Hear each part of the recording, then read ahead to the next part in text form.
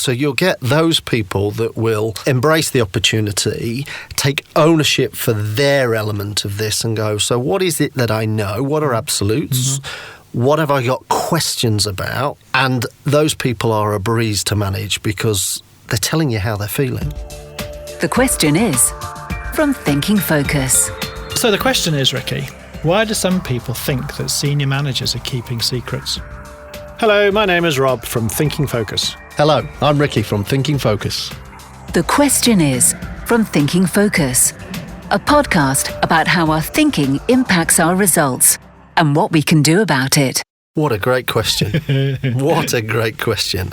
And I think having been on both sides of this coin, it kind of emanates from this search for meaning. Right.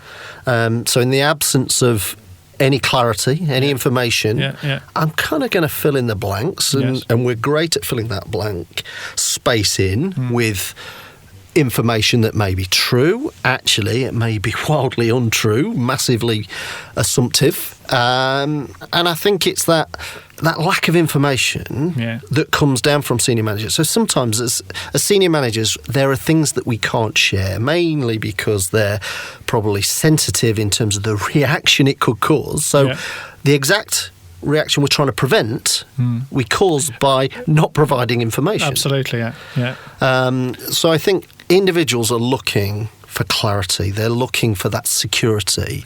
You know, we talk about in previous podcasts around having this comfort blanket, and we want that comfort blanket, that security, that things are okay and things are not going to adversely affect me and all of those things. So I think senior managers often trying to protect people cause more disruption because people go looking for that meaning. So there's an element here about, and it's classic within change discipline, change facilitation, and the psychology of what happens within an organisation and teams, that there's a certainty element. The certainty box needs to be ticked, right?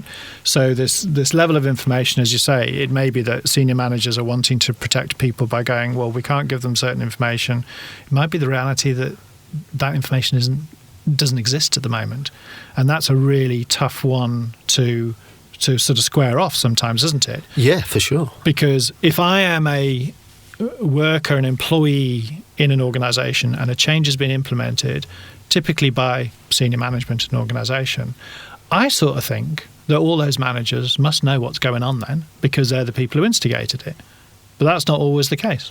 Well, and sometimes it can be worse because managers make assumptions around what they think the people should know, be privy to, or even whether it's relevant to them. Okay. And therefore we're censoring that information. Okay. And people, their colleagues, will be looking for meaning throughout this. They'll be looking for evidence to support why it is or isn't the way they imagined it to be. Okay. So I think senior managers get caught between this kind of rock and a hard place of trying to drive change through the organisation that equips that organisation for a bigger and brighter future.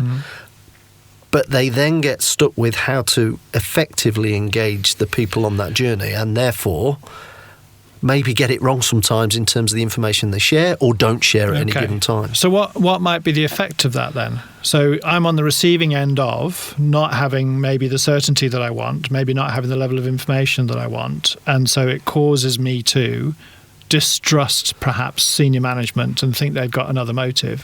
What happens? What the sorts of things that can happen in a workforce because of that? I think if it can go one of two ways. So you'll get those people that will embrace the opportunity, take ownership for their element of this and go, so what is it that I know? What are absolutes? What have I got questions about? And therefore go in search of answers for those questions. And that may come immediately or that may come over time. And those people are a breeze to manage because they're telling you how they're feeling. No, they're being proactive about stuff. Yeah. Exactly. They're owning it. The other side of that coin, though, are people that start to imagine what the future is. They start to fill in the blanks. And worse, they probably go recruiting other people that are either easily influenced or are quite happy to work in terms of this imagined future with lots of questions being answered by those people that aren't in the know. Okay. And that then can affect your productivity, that can affect your efficiency, that can affect a whole manner of different things. You'll start to see indicators go, and engagement levels, of course, will fall. Right. You'll see more dissatisfaction, and probably more emotive challenges and difficult questions. Okay. Around things, I would suggest. All right. So there's probably there's definitely more emotional reaction.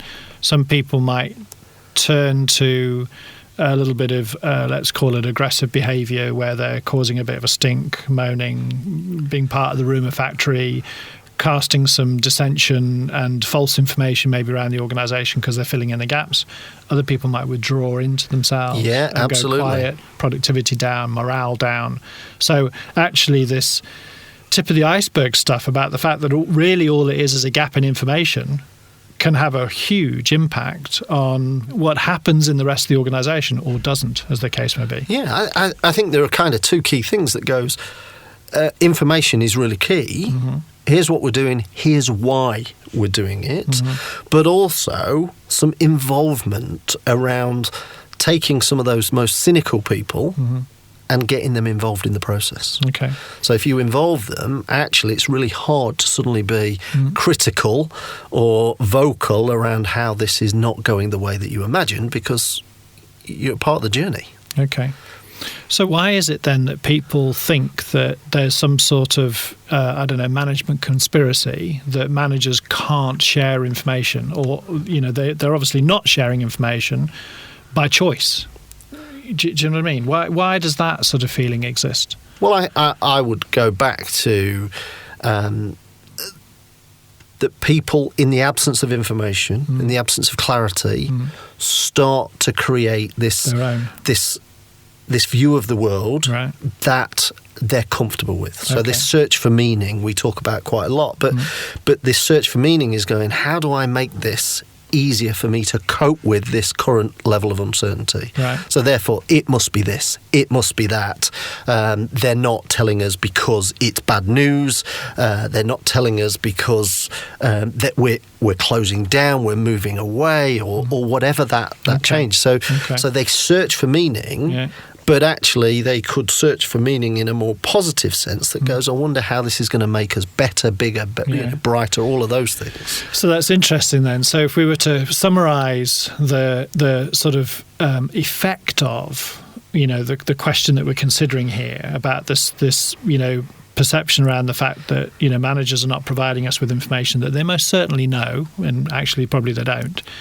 The effect of that can be really detrimental to what's happening within that team or that organisation, precisely because the gaps are being filled. There's lack of clarity, lack of certainty. I'm filling in the gaps to build my own story. Yeah. The story then is actually a story that is probably patently not true. It's just made up of assumptive information, but causes the managers to then be in an even worse position, because I'm now creating a story where they're doing it on purpose. We've got all this really bad future that we can imagine. And so I'm blaming the managers even more. So I was blaming them the first time around because they didn't give me the information. Now I'm filling in the information myself. I'm blaming them again because actually the reason they're not telling me this is because they're just about to get rid of people. We're just about to do this. We're just about to do that. Yeah, the problem's getting worse, essentially. The problem's getting worse. And the managers are even more at fault.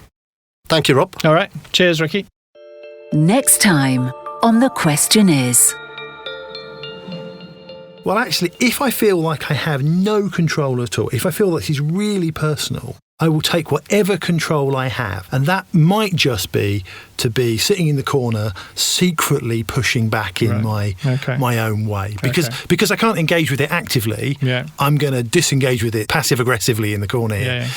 And that is an element of taking control. To find out how Thinking Focus can unlock the potential within your organisation, go to www.thinkingfocus.com, where you'll discover more about the work we do, helping our clients increase productivity and enable change. Hi, this is Paul from Thinking Focus. I just wanted to let you know that this podcast is part of a series on the myths that often occur during times of organisational change. You can find other podcasts in the series and some special resources related to these myths at thinkingfocus.com/myths.